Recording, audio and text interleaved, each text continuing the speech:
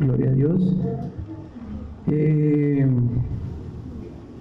Bueno, para continuar con este estudio de lo que estamos hablando acerca de la antropología, he pedido al Señor que ponga mucha paciencia en ustedes para que logren comprenderme.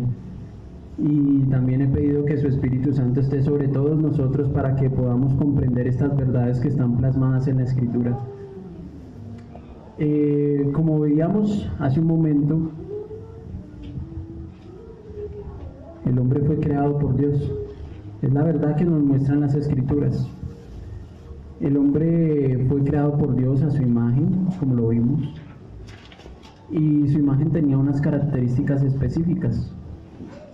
Pero cuando miramos en la Biblia, a través del libro del Génesis, vemos que hay más relatos acerca del hombre, y que no solamente el hombre fue creado a su imagen, sino que también, como lo decía mi hermano Alex, fue puesto con un señorío y con unas responsabilidades delante de Dios mismo. Esas responsabilidades fueron impuestas por Dios mismo, pero al ser creado con responsabilidades, obviamente también fue creado con una capacidad de libertad, como lo veíamos ahorita, y dentro de esas responsabilidades había una muy especial.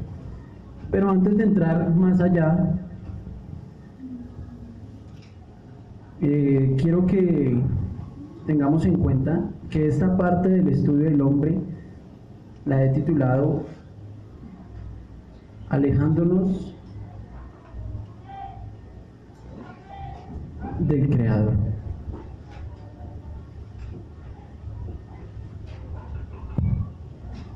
Si la letra me queda un poquito chueca, sabrán entender que es por los nervios. Amén. No soy muy dado a la exposición de la Escritura, pero por bondad del Señor, hoy es mi turno. Amén.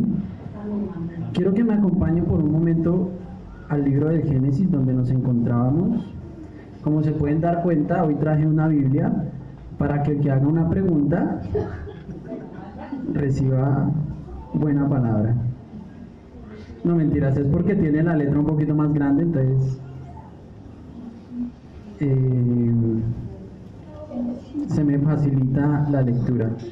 Vamos a ir al libro del Génesis en el capítulo 2.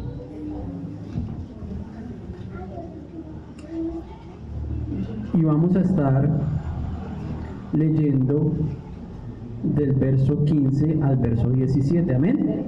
Amén. Dice la Escritura: tomó pues Jehová Dios al hombre que vimos que había creado a su imagen y semejanza, y lo puso en el huerto del Edén para que lo labrara y lo guardase. Y mandó Jehová Dios al hombre diciendo: de todo árbol del huerto podrás comer, mas del árbol de la ciencia del bien y del mal no comerás, porque el día que de él comieres, ciertamente morirás. Amén. Entonces, vamos a estar viendo un aspecto muy interesante, que es que después de que el hombre fue creado, juntamente con la mujer, el Señor como tal le impartió una responsabilidad, ¿cierto? Vemos en el versículo 15 que el Señor dice que tomó y lo puso en un lugar específico llamado el huerto del Edén, y que en ese huerto le designó unas labores, ¿cierto? Que lo labrara y lo guardase. Y adicional a eso le dio una responsabilidad aún más grande, que le dijo que él podía tomar de todo lo que veía en el huerto. Nosotros no sabemos la dimensión del huerto porque la Biblia no lo expone, pero supongo que debió haber sido un lugar bastante amplio para que cupiese en él y toda la creación. ¿Listo? Si alcanzan a ver al fondo, es que a veces la letra es un poquito, y vi al hermano allá con ojitos chinos, entonces pensé que era que no se alcanzaba a ver. Entonces, como les venía diciendo, el hombre tuvo una responsabilidad, una responsabilidad bastante importante. Y dice la escritura que el Señor le dijo al hombre que de todo árbol del huerto podía comer, ¿cierto? Más del árbol del conocimiento o de la ciencia del bien y del mal no podría tomar. ¿Amén? Amén. Entonces, vamos a ver un aspecto importante y muy clave en lo que es de la historia del hombre dentro de la Escritura, ¿sí? Que marca el comienzo de la humanidad después de su creación, ¿sí? Y es un aspecto que es crucial para que podamos entender todo lo que es la verdad bíblica relacionada con el hombre en las Escrituras. Y ese aspecto se llama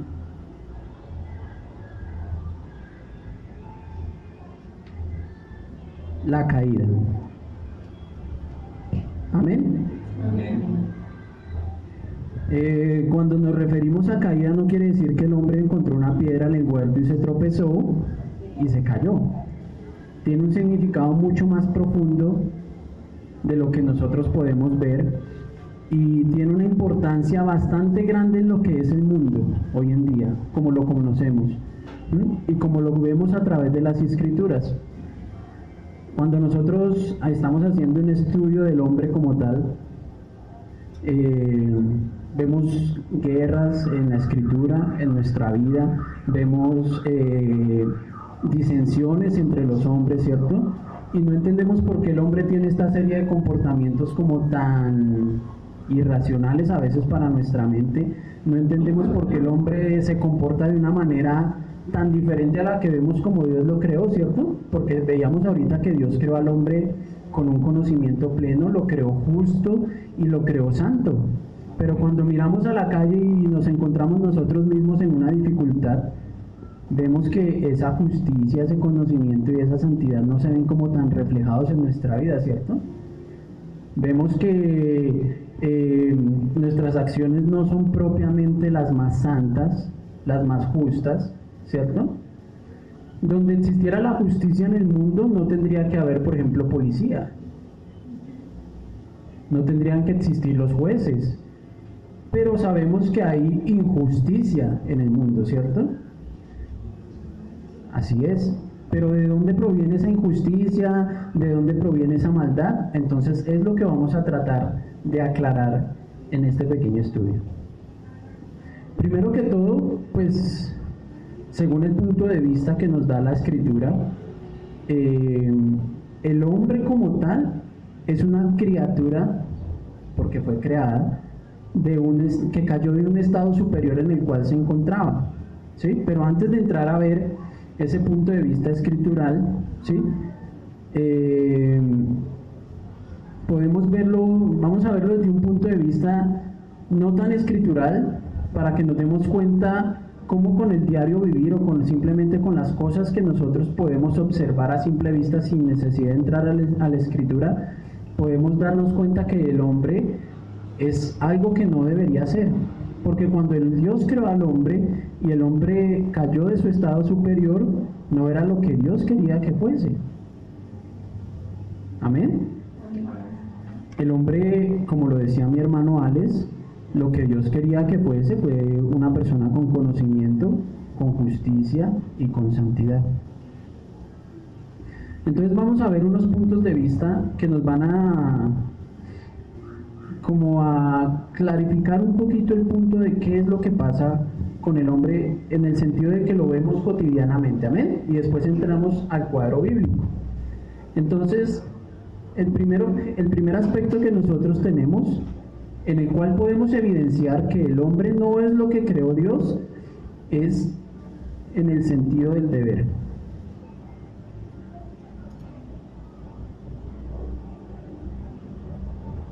Voy a tratar de ir rápido pero conciso, pues para que el tiempo no nos falte, amén. Entonces, una de las razones para pensar que el hombre es un ser caído es que universalmente hay un conocimiento de lo que es el bien y el mal. ¿Cuántos de nosotros sabemos lo que es bueno y lo que es malo? ¿Cierto? Y estas normas provienen de un Dios que nos estableció, como lo decía mi hermano sobre lo último que nos explicó, de que Dios nos creó como hombres con capacidad moral, agentes morales. Nosotros tenemos moralidad. Entonces nosotros cuando vemos en la calle podemos ver claramente lo que presumimos que es bueno y venimos con una moralidad presumiendo lo que es bueno y vemos lo que es malo también. Pero cuando nosotros miramos desde el punto de vista, pues lo natural sería que todo fuera haciendo el bien. ¿Sí? ¿Sí me hago entender? Si no me hago entender, al final me dicen que no me hice entender. ¿Listo? Pero estoy tratando de hacerme entender. Y sé que el Espíritu Santo nos va a ayudar en este aspecto. Entonces, el sentido del deber. Para nosotros el deber siempre es que las cosas se hagan de una manera buena, correcta, ¿cierto? Pero vemos todos los días que las cosas no se hacen de la manera correcta. Aún a veces en nuestra propia vida hacemos cosas incorrectas, ¿cierto? Entonces, hay un sentido del deber. El deber es que todo debería ser bueno, pero vemos que no todo es bueno. ¿Amén?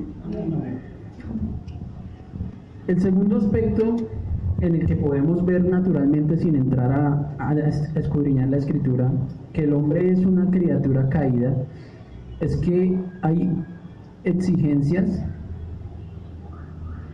desordenadas.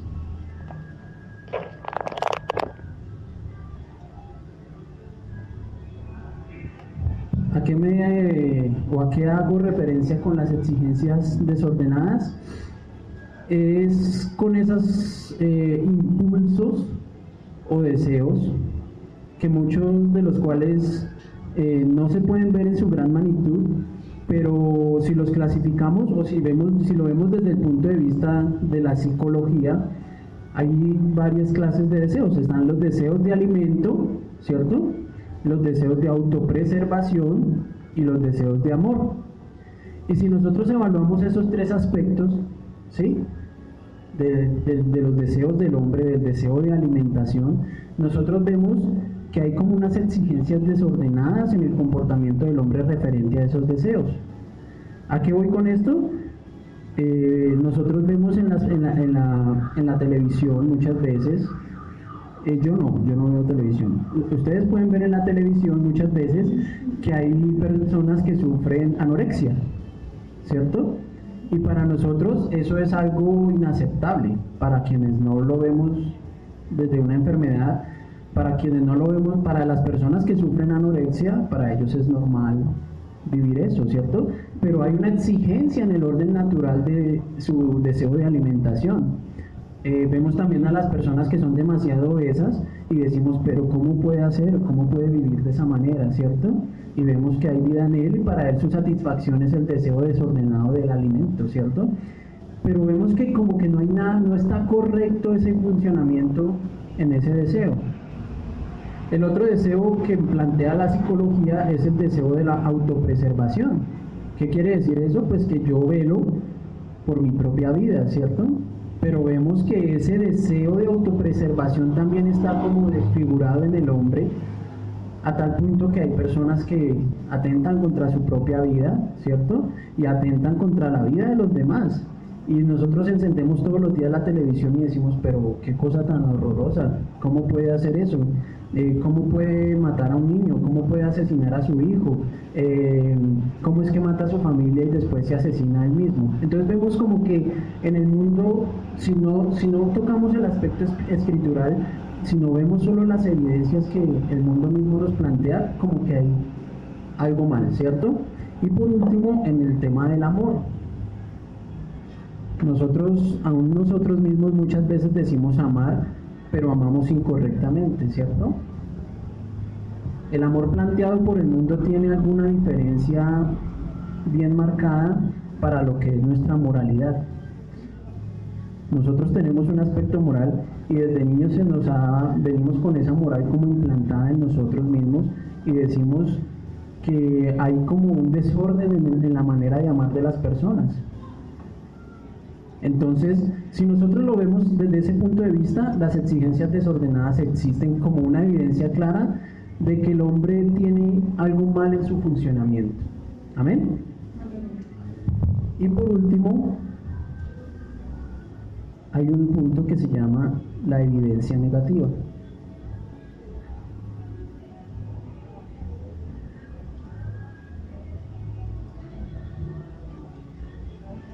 Cuando nosotros estamos hablando de los hombres en la totalidad, nos referimos a qué? A que somos la humanidad, ¿cierto? Pero nosotros, como les decía ahorita, vemos algunos aspectos que demarcan una crueldad del ser humano, ¿cierto? Que demarcan como unos comportamientos inadecuados. Y eso es evidente ante nuestros ojos en todo momento, y es una evidencia negativa de que el hombre tiene un mal funcionamiento en su ser. La misma palabra inhumano, ¿cierto? Cuando nosotros decimos qué acto tan inhumano, ¿sí? Seamos humanos y colaboremos, no sea inhumano, colabore con esto que es para un bien común. Cuando hablamos de la palabra inhumano, es evidencia de que el hombre es comúnmente considerado como algo que no debe ser. El hombre debería ser más humano, más dado a compartir con la humanidad, pero hay ciertos comportamientos que calificamos como inhumanos, ¿sí? Dependiendo de nuestra propia moral. Decimos, no, a mí me parece inhumano. Obviamente para el asesino no será inhumano matar, pero hay una moralidad planteada generalizada en donde decimos que el asesinato es un acto inhumano, por ejemplo, ¿cierto? El no alimentar o el tener un hijo y no alimentarlo adecuadamente. Cuando vemos a un niño desnutrido que su padre lo tiene en desnutrición, decimos, uy, no, qué papá tan inhumano, ¿cierto? Entonces hay una evidencia negativa que nos muestra que el hombre tiene algo en sí mismo que no funciona bien. Amén. Ya viendo estos aspectos desde el punto de vista natural, digámoslo de alguna manera, viendo que hay una evidencia de que el hombre es un ser que cayó de un estado superior en el cual fue creado, vamos a ver el relato bíblico, que es lo que más nos interesa. Dejemos este. ¿Qué es lo que más nos atañe a nosotros? Quiero que me acompañen ahí adelantico al libro del Génesis en el capítulo 3 y vamos a leer rápidamente del verso 1 al 24. Dice la escritura: pero la serpiente era astuta, más que todos los animales del campo que Jehová Dios había hecho, la cual dijo a la mujer: ¿con que Dios os ha dicho, no comáis de todo árbol del huerto? Y la mujer respondió a la serpiente: del fruto de los árboles del huerto podemos comer, pero del fruto del árbol que está en medio del huerto dijo Dios, no comeréis de él ni le tocaréis para que no muráis. Entonces la serpiente dijo a la mujer: no moriréis, sino que sabe Dios que el día que comáis de él serán abiertos vuestros ojos y seréis como Dios, sabiendo el bien y el mal. Y vio la mujer que el árbol era bueno para comer y que era agradable a los ojos y árbol codiciable para alcanzar la sabiduría. Y tomó de su fruto y comió y dio también a su marido, el cual comió así como ella. Entonces fueron abiertos los ojos de ambos y conocieron que estaban desnudos. Entonces cogieron hojas de higuera y se hicieron delantales. Y oyeron la voz de Jehová Dios que se paseaba en el huerto al aire del día, y el hombre y su mujer se escondieron de la presencia de Jehová Dios entre los árboles del huerto. Mas Jehová Dios llamó al hombre y le dijo: ¿dónde estás tú? Y él respondió: oí tu voz en el huerto y tuve miedo porque estaba desnudo y me escondí. Y Dios le dijo: ¿quién te enseñó que estabas desnudo? ¿Has comido del árbol de que yo te mandé que no comieses? Y el hombre respondió: la mujer que me diste por compañera me dio del árbol y yo comí. Entonces Jehová dijo a la mujer: ¿qué es lo que has hecho? Y dijo la mujer: la serpiente me engañó. Y más adelante pues ya vemos cómo el Señor sigue hablando y empieza el juicio de parte de Dios. Pero Vemos en la escritura que aunque el hombre había sido creado en un estado de perfección, como decía mi hermano Alex, tomó la decisión de desobedecer a Dios y de tomar un camino diferente. Pero dentro de esta narración hay unos aspectos que me pareció importante tener en cuenta para que comprendamos el hecho de la caída. Según la narración sagrada, y según lo vemos en la escritura, en el huerto de Edén había dos árboles, ¿cierto?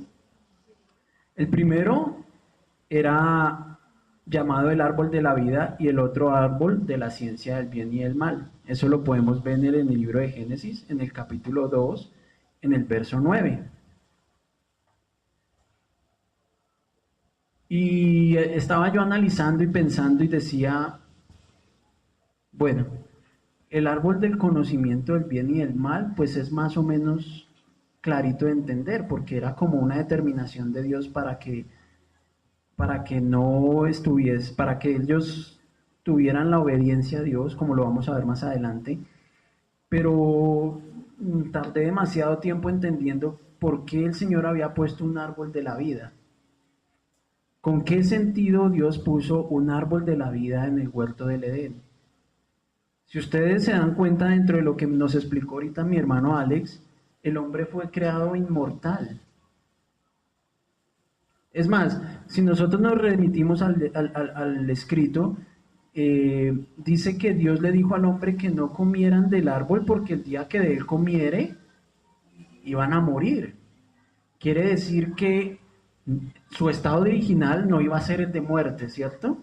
Sino que iba a ser el de vida, el de permanecer en vida. Entonces, ¿con qué sentido el Señor puso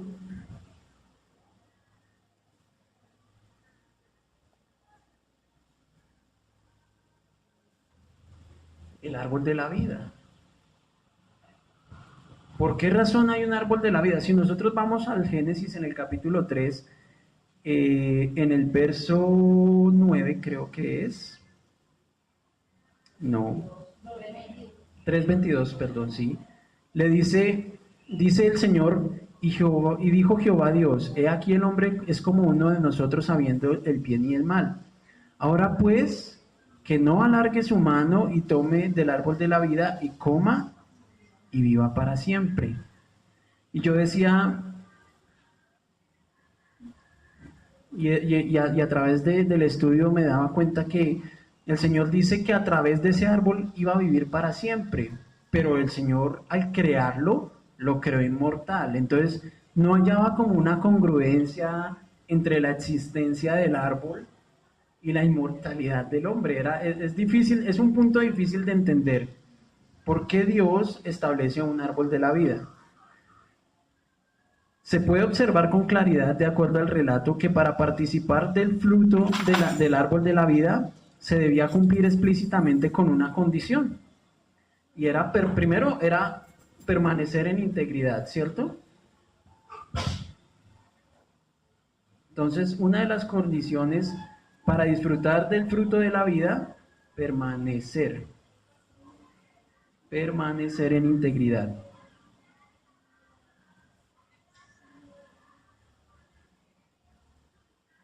Como lo veíamos en el versículo 22, cuando el hombre desobedece a Dios, inmediatamente el Señor dice, no, perdió la integridad que tenía al desobedecerme, entonces ya no le demos el beneficio de tomar del fruto. Entonces vemos que un requisito para poder disfrutar del fruto era permanecer en integridad, ya que cuando el hombre cae pierde inmediatamente este beneficio.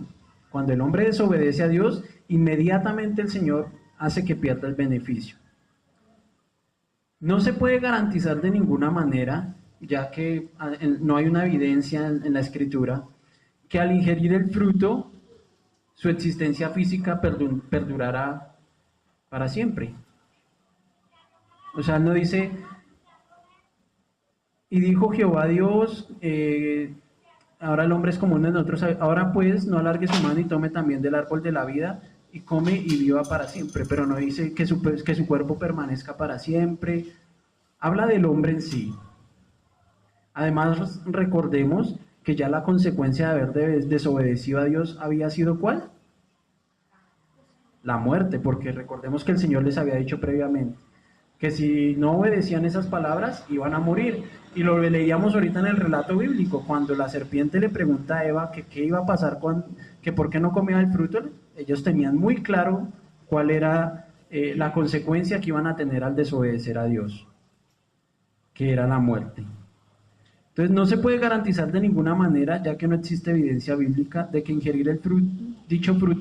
que al ingerir dicho fruto su existencia física perdurara eternamente joven, que permanecieran jóvenes para siempre, o que sufriera alguna transformación para convertirse en un cuerpo glorificado, como vemos que el Señor Jesús tiene posterior a la resurrección.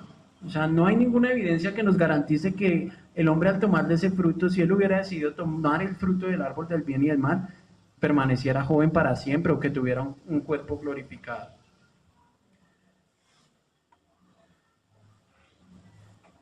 Lo que sí es cierto es que al ingerir el fruto iban a ser partícipes de la vida eterna. Eso sí es claro en el texto. No hay sea que el hombre extienda su mano, tome el fruto y viva para siempre, ¿cierto? O sea, no quiere decir que el hombre fuera a ser transformado, sino que iba a ser partícipe de la vida. ¿Amén? ¿Cómo, después de recorrer mucha escritura, lo asocié? El árbol de la vida es una tipología del Señor Jesucristo. Cuando digo tipología, es que es una representación de lo que es el Señor Jesucristo. Ya que el Señor Jesucristo, cuando nosotros escuchamos al Señor Jesucristo hablar, Él se describe a sí mismo como la vida. Él no solamente se describe como el hacedor de la vida, como el dador de la vida, sino se describe como la vida misma. El Señor es la vida misma. Como lo vemos, por ejemplo, en Juan 14:6, cuando dice, yo soy el camino, la verdad y la vida. Y pues como fuente de vida también para los que en Él creemos. Así que este árbol fue dispuesto para proporcionar, de acuerdo a la interpretación, vida eterna en un sentido espiritual, mediante la sujeción de la voluntad del hombre en obediencia al mandato divino. Cosa que, como nosotros vemos en el relato, no ocurrió, ¿cierto? ¿Qué quiere decir esto? Que el árbol de la vida fue plantado para decirle al hombre: usted ha sido creado, tiene todo el conocimiento, la justicia y la santidad en su vida. Tiene un camino, que es el de seguir la vida. Yo soy la vida. Si sigues la vida que soy yo, vivirás eternamente. Que es lo que vemos que es lo que pasa con nosotros. ¿A quién estamos siguiendo nosotros? ¿Y el Señor qué es? La vida. ¿Qué tendremos si participamos de la vida? Vida. Entonces, vemos que fue puesto el árbol de la vida. Pero no solo fue puesto el árbol de la vida. ¿Sí es claro el punto del árbol de la vida? Si no es claro, al final, dice el hermano Alex. Como segundo aspecto, vemos que también existe el árbol de la ciencia del bien y del mal. Del bien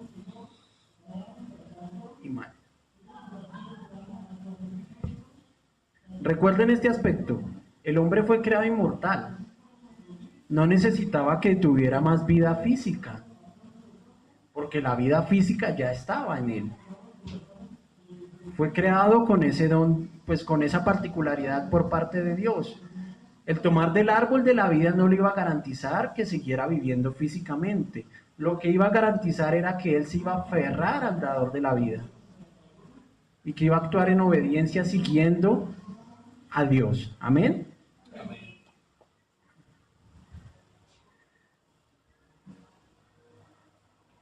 Eh, para el árbol del conocimiento del bien y del mal, podemos entenderlo de muchas maneras.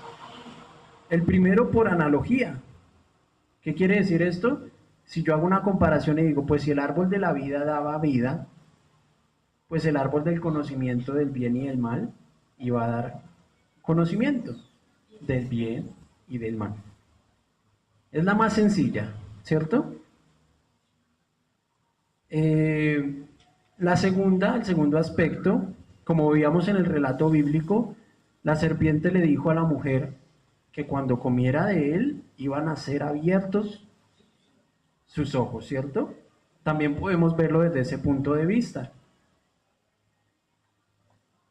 El otro punto de vista que podemos ver es que cuando Eva vio el árbol, dice la escritura que lo vio y que era un fruto codiciable, ¿cierto? Para alcanzar sabiduría. Entonces, ya tenemos tres aspectos. Lo que pasa es que si anoto, me demoro más. Pero entonces tenemos la analogía, ¿cierto? Que dice que como el uno era para dar vida, este era para dar bien y mal, para conocer el bien y el mal. El segundo aspecto que dijimos, ¿cuál es?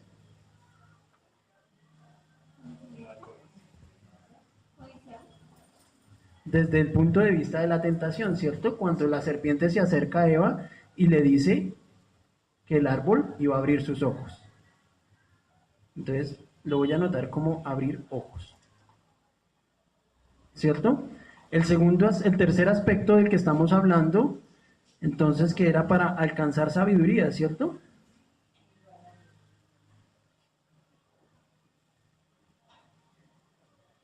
Así lo ve Eva, como un árbol codiciable para alcanzar la sabiduría. Y por último,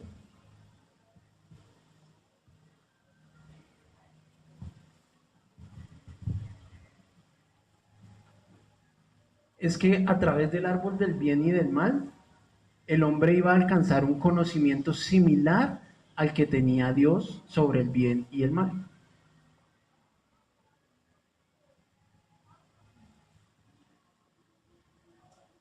Y quiero que presten mucha atención a esta palabra,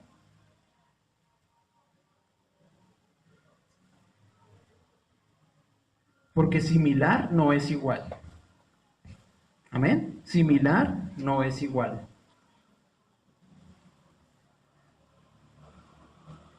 No es necesario suponer que el fruto tuviera el poder de corromper la naturaleza del hombre. No es que él lo comió y el fruto tuviera esa propiedad. ¿Sí? Digamos que ahorita cuando lo analicemos más en profundidad no vamos a ver que la sustancia que tenía el fruto era algo maligno y que una vez corrió por sus venas y lo transformó, porque no es lo que enseña la escritura, sino que todo lo que explica el texto es lo que pasaría con el hombre si participaba de ese fruto. ¿A qué hago referencia con esto? Que había una instrucción clara de parte de Dios para no participar de ese fruto. Y no es que el fruto en sí mismo contuviera la sabiduría del bien y del mal, sino que sabía Dios que el hecho de no obedecer la instrucción o de obedecer la instrucción iba a traer como consecuencia el conocimiento del bien y del mal. ¿Sí me hago entender? Antes de pecar, Adán tenía, digámoslo, la ignorancia, o antes de participar, no digamos pecar, digamos, antes de participar del fruto, Adán tenía ignorancia sobre lo que era el bien y el mal, él no lo conocía, porque por eso estaba puesto el árbol ahí, para que conociera el bien y el mal. Cuando él comió del árbol prohibido, alcanzó un conocimiento que jamás había tenido antes. Cuando él participó del fruto, inmediatamente se dio cuenta, dice la escritura, que estaban junto con Eva en desnudez, ¿cierto? Entonces conoció algo que no sabía que estaba en él.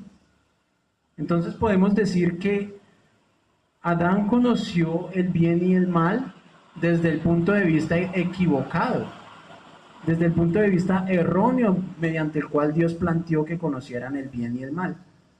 Cuando él participó del fruto, desobedeció el mandato divino, desobedeció lo que Dios había planteado en el momento de ponerlo en el huerto del Edén, y al participar del fruto prohibido conoció el bien y el mal desde el punto de vista del mal.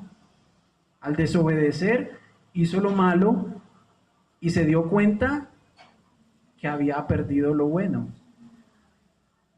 Cuando hizo lo malo, conoció lo que era lo malo y se dio cuenta que era lo malo, pero no desde el punto de vista que Dios quería que lo conociera. Dios quería que lo conociera desde el aspecto de la obediencia. Por eso le plantea que no coma del fruto. Si Adán hubiera sido obediente, Adán y Eva hubieran sido obedientes, no hubieran participado del árbol del bien y del mal, sino que hubiesen participado del árbol de la vida. Y hubieran conocido el aspecto malo desde el punto de vista de la obediencia. ¿Sí me hago entender? Al ser obedientes hubieran dado cuenta que haber participado del fruto del árbol de la ciencia del bien y del mal hubiera traído una consecuencia negativa para su existencia.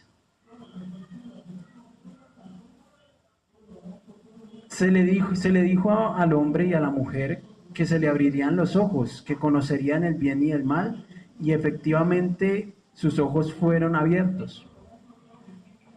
Alcanzó el conocimiento del bien y del mal, pero este conocimiento no era la capacidad de decidir entre sí mismo el bien y el mal. Él no podía decir después de comer el fruto, ahora voy a hacer lo bueno, ahora voy a hacer lo malo, hoy me voy a levantar a hacer lo bueno y hoy no, hoy tengo como ganas de hacer lo malo, entonces voy a hacer lo malo. Si nosotros vemos la inmediata reacción de Adán fue esconderse, ¿cierto?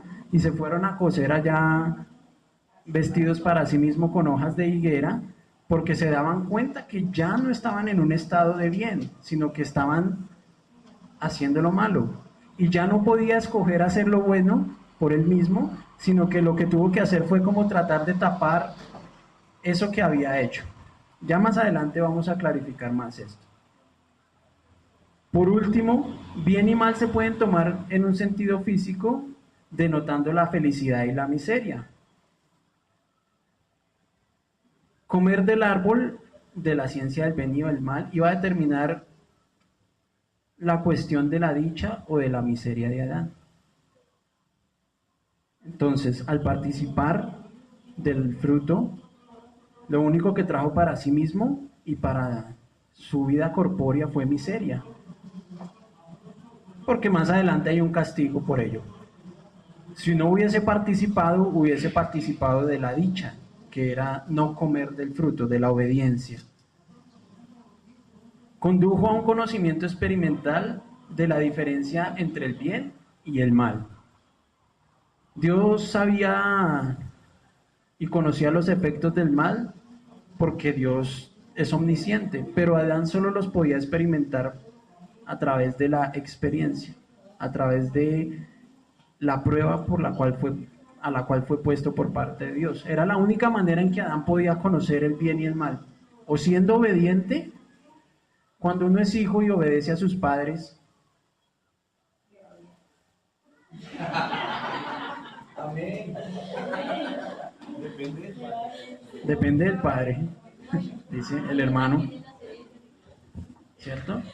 Pero cuando los padres o cuando uno como padre quiere evitar el mal para sus hijos, ¿cierto?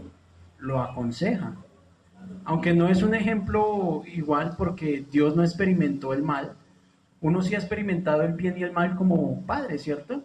Y dice, hijo, no hagas esto para que no te vaya mal. Cuando el hijo es sabio y atiende la voz de su padre y hace lo que su padre le dijo, dice, menos mal mi papá me dijo esto o si no me hubiera pasado eso. Conoce lo bueno y lo malo desde el punto de vista de lo bueno, ¿cierto? Lo mismo podría haber pasado con Adán. Al no tomar el fruto, hubiera dicho, ahora sé lo que es bueno porque obedecí a mi padre y sé lo que es malo, porque cuando hubiese desobedecido, hubiese llegado la muerte a mí. Pero lo conoció desde el lado equivocado. Él experimentó que se había alejado de Dios y que cuando participó del fruto, se distanció de Dios y sintió vergüenza en sí mismo. Ya no sentía esa satisfacción de perfección en su imagen de conocimiento, ya no sentía la justicia y la santidad que eran propias de él, sino que algo lo llevó a avergonzarse y a esconderse. Entonces lo experimentó desde el lado equivocado. Amén. Entonces ya tenemos dos aspectos en el marco de la caída. La primera, el árbol de la vida. La segunda, el árbol de la ciencia del bien y del mal. Y por último, hay un marco que voy a tocar rápidamente que me llamó la atención y es en sí misma la tentación.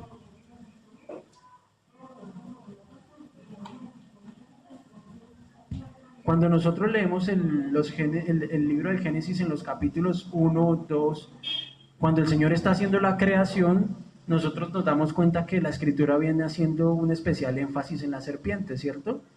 Porque cuando nosotros vemos el relato de la creación, dice que el Señor creó los animales de la tierra y a la serpiente, siempre hay como una diferenciación. Y en el marco de la caída hay un aspecto muy fundamental por parte de la serpiente.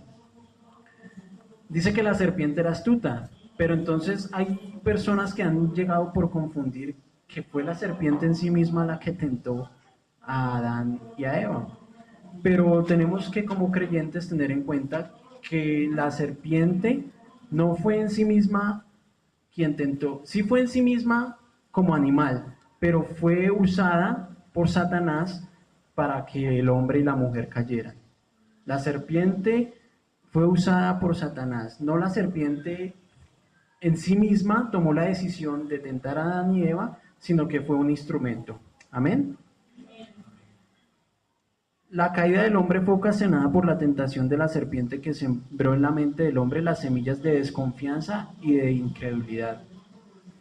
Aunque fue indudablemente la intención del tentador hacer caer a Adán como la cabeza que mediante la cual había establecido Dios la relación, a quien había dado el mandato. Si nosotros leemos en la escritura versos más atrás en el libro del Génesis, fue Dios quien puso a Adán, como lo leíamos en el versículo 15 del capítulo 2, fue Dios quien puso a Adán en el huerto del Edén y fue a él quien se le dio el mandato. Amén. Aunque indudablemente la intención del tentador era hacer caer a Adán como cabeza del pacto, se dirigió a Eva. Esto son conjeturas, pero lo vamos a ver a través de las evidencias bíblicas. Entonces, en la tentación hay tres aspectos particulares. El primero, que la serpiente se dirigió a Eva.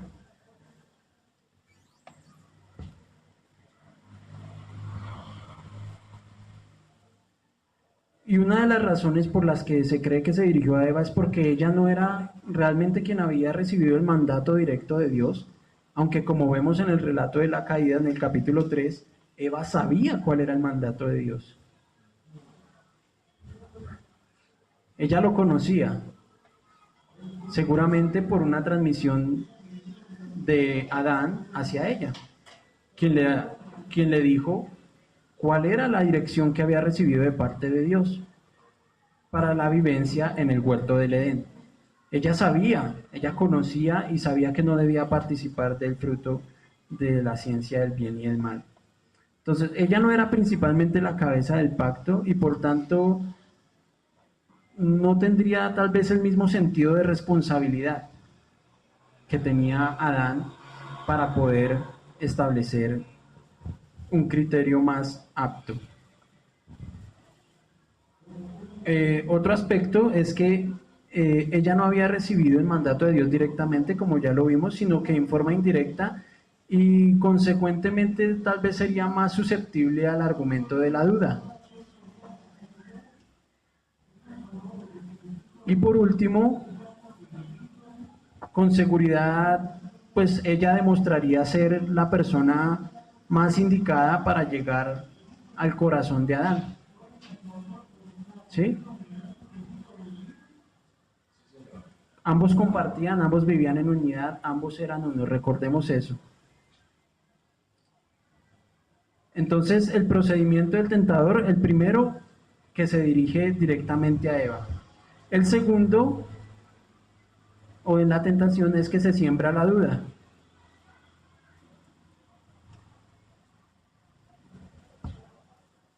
Obviamente en el corazón de Eva.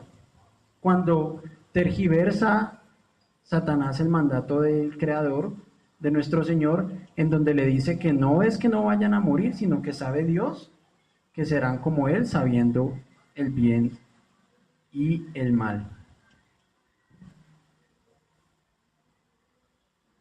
En primer lugar, siembra semilla de duda poniendo en discusión la buena intención de Dios y sugiriendo que su mandato había sido un atropello contra su libertad. Vemos que la serpiente le dice a Eva, ¿cómo es posible que Dios les diga que van a morir? Es no lo que va a suceder. Dios les está prohibiendo saber de qué es lo que pueden disfrutar al participar de este fruto, como lo vemos en el capítulo 3 de Génesis. Cuando se da cuenta mediante la disposición de Eva de que la semilla de la duda ya tiene una raíz en su corazón, añade la semilla de incredulidad y del orgullo, negando que la transgresión tuviera como resultado final la muerte. No solamente les dice, no pasa nada, no va a suceder nada, sino que vemos que en la tentación está el aspecto también de que siembra el orgullo en el corazón de Eva para que ella tenga más intenciones de pecar. Y como último aspecto, la intención de Adán.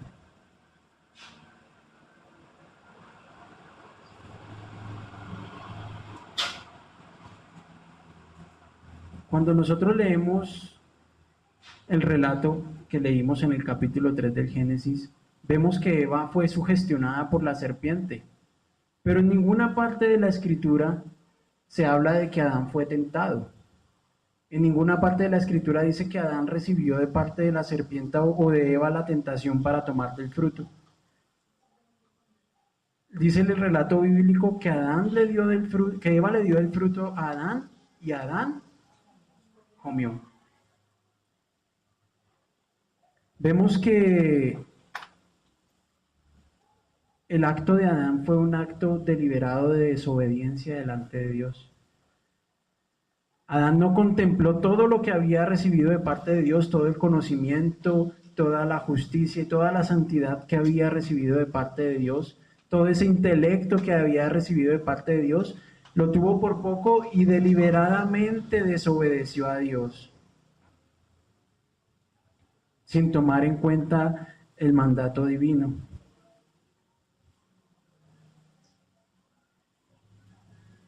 Entonces,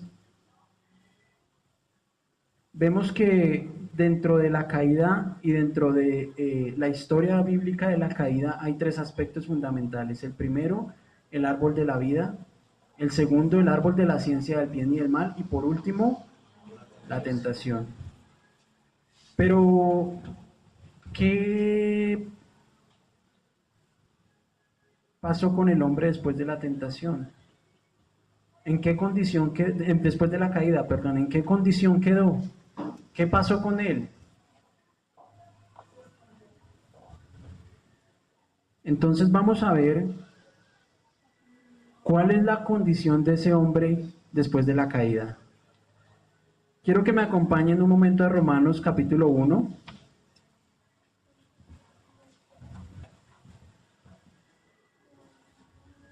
Y vamos a estar leyendo rápidamente de los versos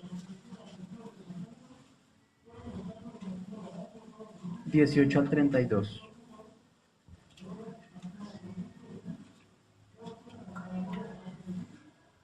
Dice la escritura, lo voy a parafrasear un poco para que no nos tome el tiempo, ¿listo? Porque la ira de Dios se revela desde el cielo contra toda impiedad y justicia de los hombres que detienen con injusticia la verdad. Dice ya el 20, porque las cosas invisibles de Él, su eterno poder y deidad, se hacen claramente visibles desde la creación del mundo, siendo entendidas por las cosas hechas, de modo que no tienen excusas.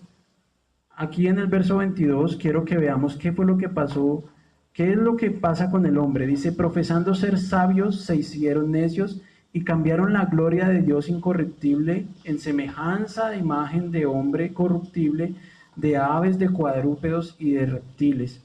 Por lo cual Dios también los entregó a la inmundicia, a las concupiscencias de sus corazones, de modo que deshonraron entre sí sus propios cuerpos, ya que cambiaron la verdad de Dios por la mentira.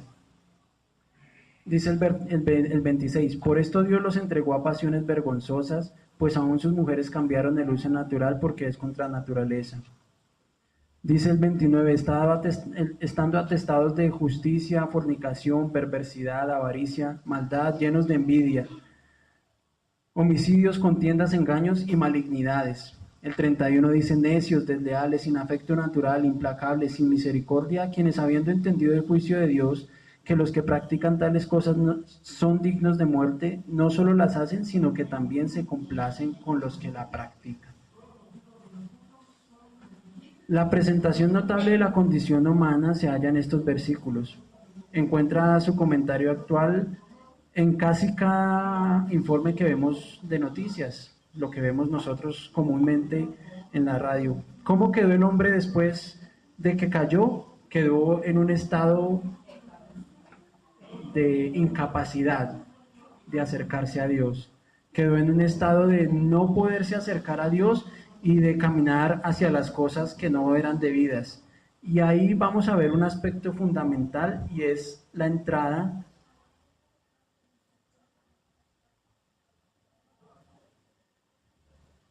del pecado en la vida del hombre. Cuando Adán cae, el pecado entra a la humanidad. El pecado es conocido por la humanidad. Amén. Vemos que cuando el hombre cae o cuando Adán cae, pues toma la decisión deliberada de desobedecer a Dios. Hasta este punto hemos supuesto que hay un conocimiento de lo que es el pecado. Y hemos tratado de mostrar cómo a través de la observación del mundo se nos indica que el hombre comete pecado y que hay un estado moral que no es correcto a la disposición inicial de Dios. Pero dentro del marco cristiano tenemos una definición para lo que es el pecado. En primera de Juan 3:4 se nos indica que el pecado es la infracción de la ley, del mandato que Dios ha puesto para el hombre. Y dentro de este marco del pecado vamos a ver unos aspectos muy rápidamente. El primero, el origen del pecado. Siempre se nos ha enseñado que como Adán cayó, pues, o no siempre se nos ha enseñado, porque no siempre se nos ha enseñado, que el hombre peca, pero nunca tenemos como muy claro de dónde proviene el pecado. La Biblia nos enseña que en el intento de hallar el origen del pecado debemos ir más allá de la caída del hombre y poner atención a algo que aconteció mucho antes en el mundo angelical. Dios creó los ángeles y todo cuanto existe en los cielos y en la tierra. Eso lo vemos en Colosenses capítulo 1, versos 16 y 17. Y también, como veíamos ahorita con mi hermano Alex, toda la creación fue creada buena en gran manera. En el capítulo 1 de Génesis, verso 31. Pero hay un relato bíblico que nos habla de la caída de un ángel y lo podemos ver en Ezequiel 28, de los versos 12 al 19. En estos versos, ¿de qué se nos habla? De que había un ángel llamado Luzbel, ¿cierto? Que era el ángel que se había puesto por encima de todo y que tenía una gran responsabilidad en el cielo, ¿cierto? Y dice la escritura que debido a la gran cantidad de responsabilidades que tenía, se dio cuenta que podía ser o llegar a ser igual a Dios. Y cuando se sembró eso en su corazón, cuando nació eso en su corazón, se originó la maldad. Entonces vemos que el origen del pecado, el origen de la maldad como tal, no está en el hombre, no está en el acto deliberado de Adán de tomar el fruto y comer de él, sino que viene más allá de eso y viene de parte de su tentador. Amén. Entonces, el origen del pecado ya vimos que está en el mundo angelical. El origen del pecado en el hombre.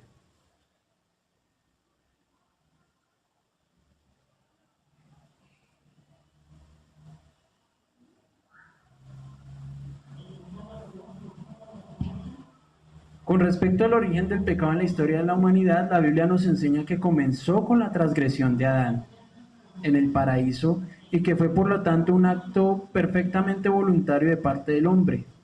Él tenía la capacidad de decidir si participaba o no participaba del fruto. El tentador vino del mundo espiritual con la sugestión de que al hombre colocándose en oposición a Dios, diciéndole que se convertiría en igual a Dios. Adán sucumbió a la tentación y cometió el primer pecado comiendo del fruto prohibido. Como ya lo vimos en el relato de la caída, a través de la caída el pecado entró a la humanidad. Pero ya ahorita vamos a ver que el pecado no es inherente a la naturaleza del hombre, porque como lo vimos ahorita, el hombre fue creado de una manera diferente. Lo tercero que podemos ver son cuáles fueron las consecuencias que el pecado trajo para el hombre.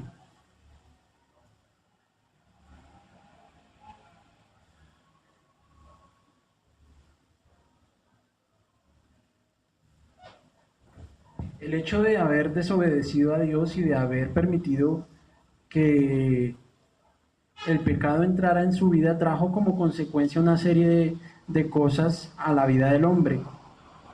El primer resultado del pecado en el estricto sentido de la palabra fue la incapacidad que se le generó al hombre de realizar el bien. Como nosotros, o como lo veíamos ahorita, al participar del fruto, Adán conoció el bien y el mal desde el aspecto de la maldad. Y al conocer la maldad, condicionó su vida para poder hacer lo bueno. Entonces, condicionó su capacidad de hacer el bien.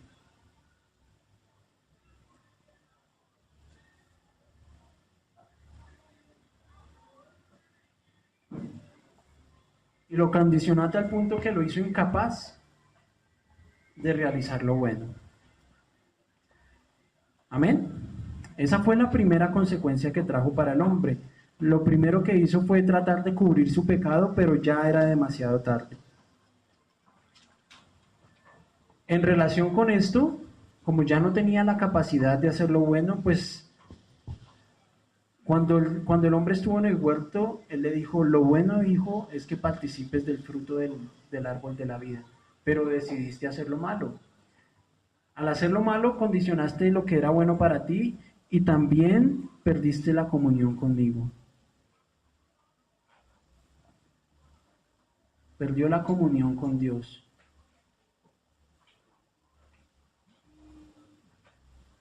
Ya no tenía esa capacidad de acercarse a Dios.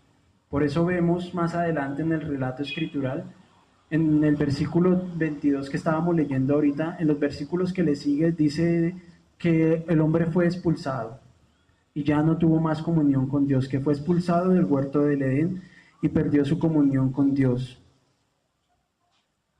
Esto es únicamente el reverso de la manifiesta corrupción mencionada en el aspecto anterior. del hecho de que el hombre ya no tiene la capacidad de hacer las cosas buenas. Los dos pueden combinarse en la afirmación sencilla de que el hombre perdió totalmente lo que era la imagen de Dios en él. Cuando yo digo que el hombre perdió su capacidad de hacer lo bueno y que perdió su comunión con Dios, quiere decir que ese estado de santidad que se requiere para acercarse a Dios, ese estado de justicia que se requiere para estar delante de Dios y el conocimiento de lo que es Dios mismo se perdió en el momento que el hombre hizo lo malo. No en su totalidad, pero sí se desdibujó. Tanto que la concepción de Dios para el hombre se transformó como vemos a través de la historia bíblica y de la historia de la humanidad. Amén.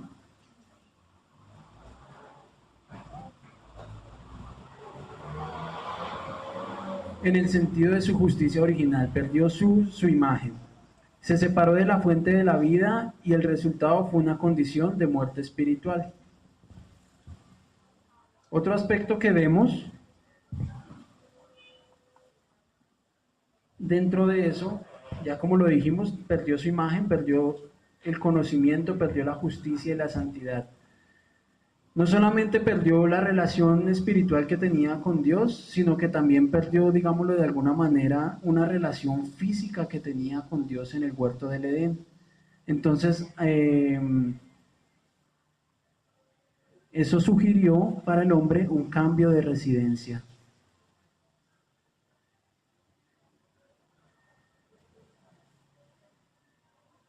Fue expulsado del lugar donde habitaba, mediante el cual tenía una comunión completa con Dios y mediante la cual tenía un acceso a la fuente de la vida.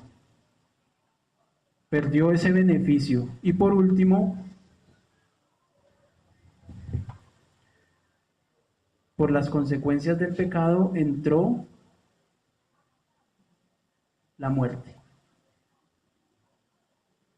El hombre pasó de un estado de inmortalidad a un estado de mortalidad. Habiendo pecado, quedó condenado a volver al polvo de donde había sido tomado, como vemos en Génesis 3:19. Pablo nos dice que por un hombre entró la muerte al mundo. Nosotros cuando vamos al libro de Romanos al capítulo 5, al verso 12, dice que por un hombre entró la muerte al mundo y alcanzó a todos los hombres. Amén. Y en Romanos 3:23 se nos dice, no es un verso muy conocido, que la paga del pecado es la muerte. Amén.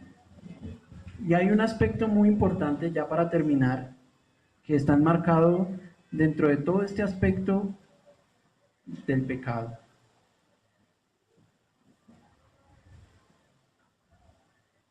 Que se llama, y que es un resultado también, una consecuencia de la caída del hombre, que se llama el pecado original.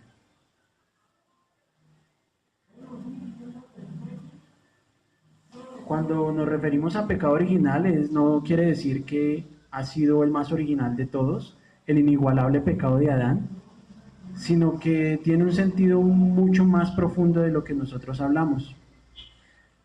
Aunque el pecado original es una consecuencia más de la transgresión que hubo en el huerto del Edén, es importante tratar el tema de una manera diferenciada porque tiene una relevancia muy importante en la existencia de la humanidad.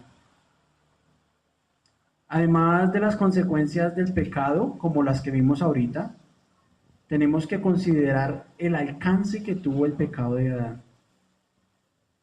El pecado de Adán no solo trajo la muerte, no solo trajo el cambio de residencia, la pérdida de la imagen, la desdibujación, si se puede decir el término desdibujación, de la imagen de Dios en el hombre, sino que también tuvo un alcance muy significativo.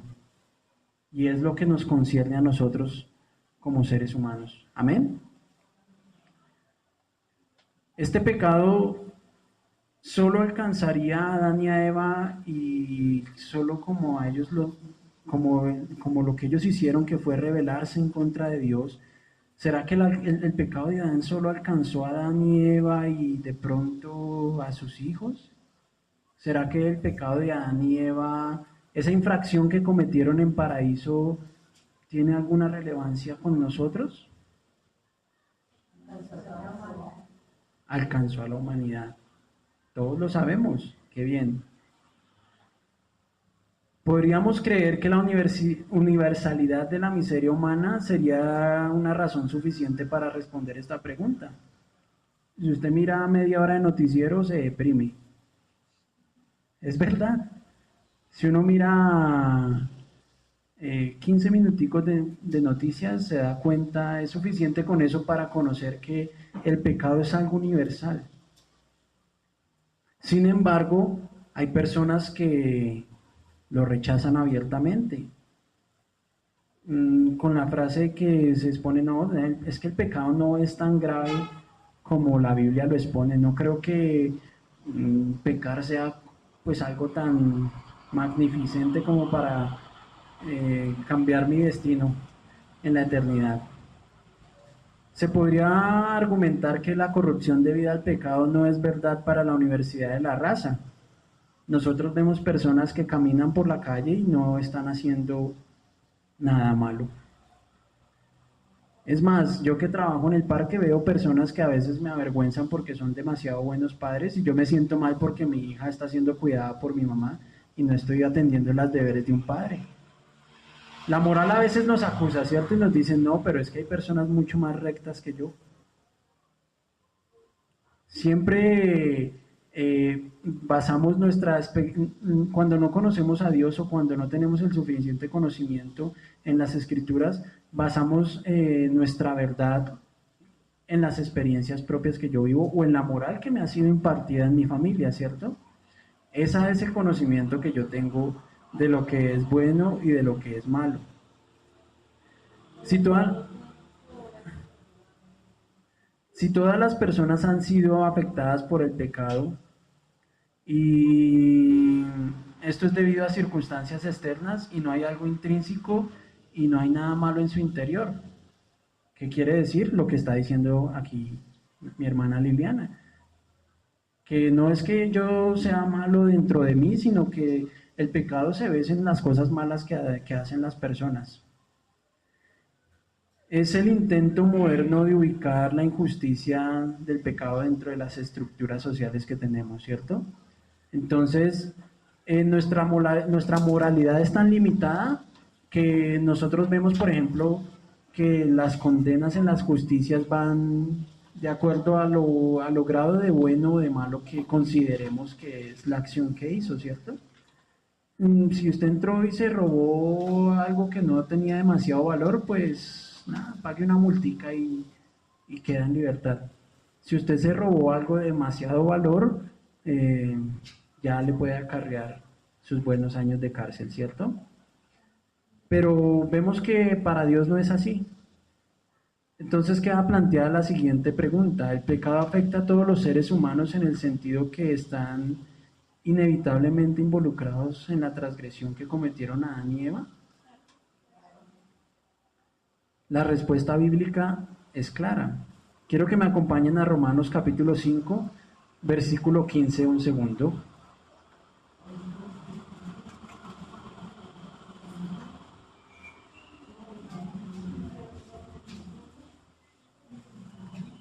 Dice la escritura, pero el don no fue como la transgresión. El apóstol viene hablando, haciendo una comparación entre lo que fue Adán y lo que fue el Señor Jesucristo.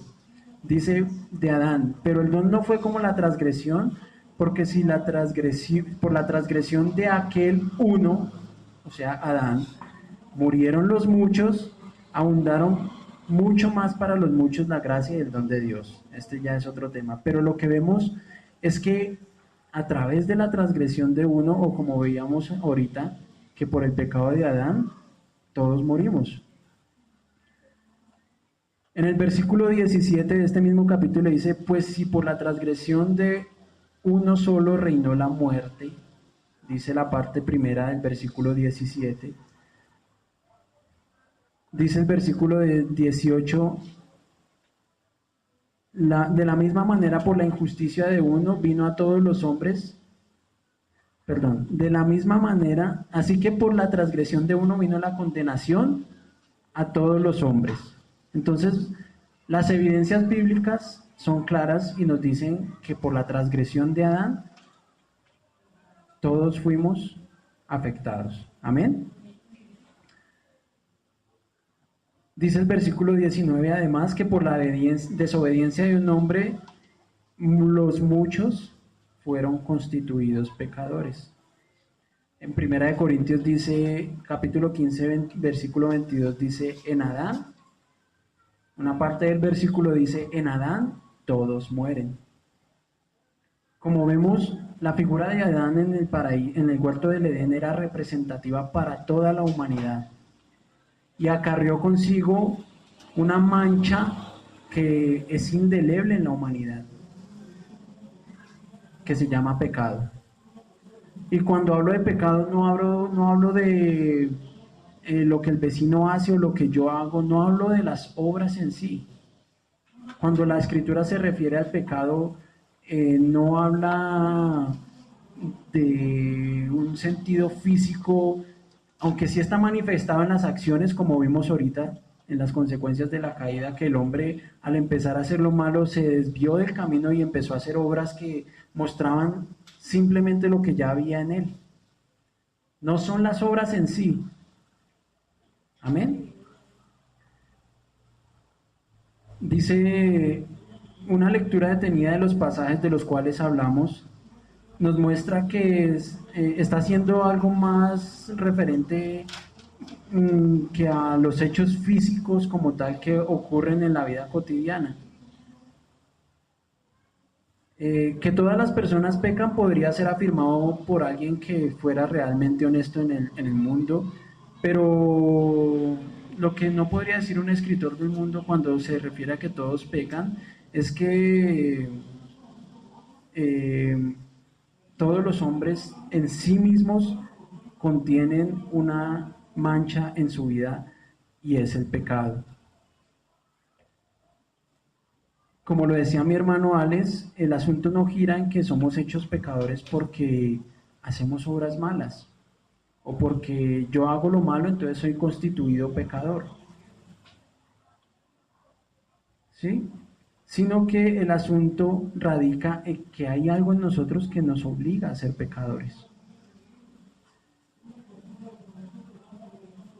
El pecado es una mancha, es una intención que hay en nuestro corazón, con la cual todos nacemos. En el capítulo 51 de los Salmos, en el versículo 5, dice el salmista, en maldad fui concebido,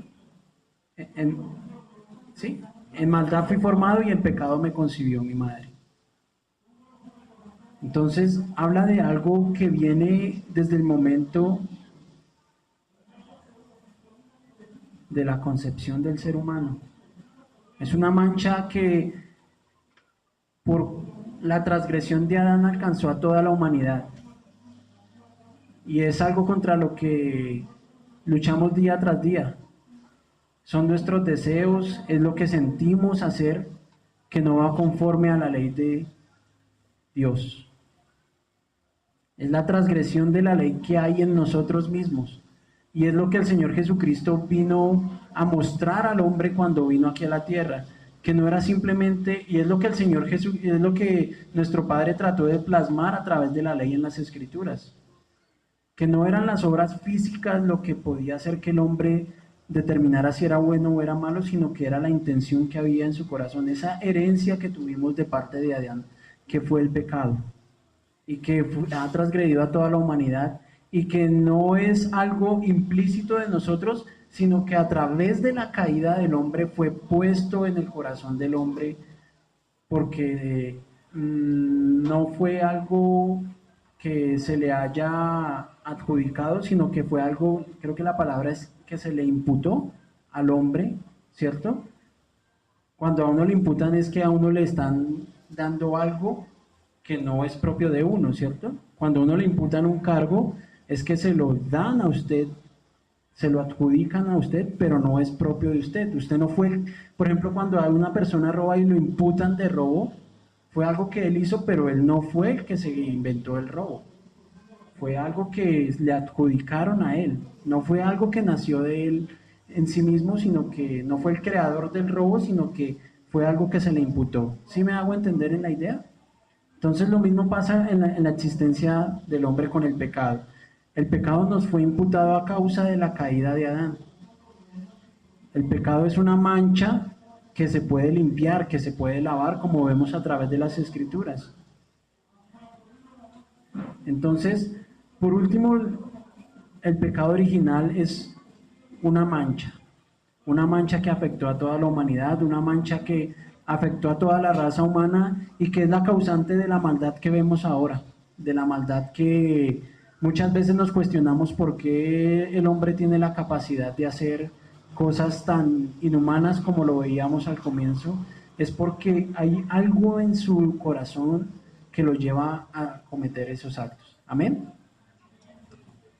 Entonces, espero que haya sido un poco claro. No fue fácil para mí poder entrar a estudiar este tema, pero sé que el Señor nos va a ayudar a entender que la intención de todos los hombres, por causa de la mancha que hubo en la caída del hombre, fue siempre hacer lo malo. Amén. Vamos a orar y vamos a pedirle al Señor que nos ayude, que nos permita digerir todo esto que hemos aprendido y que nos ayude.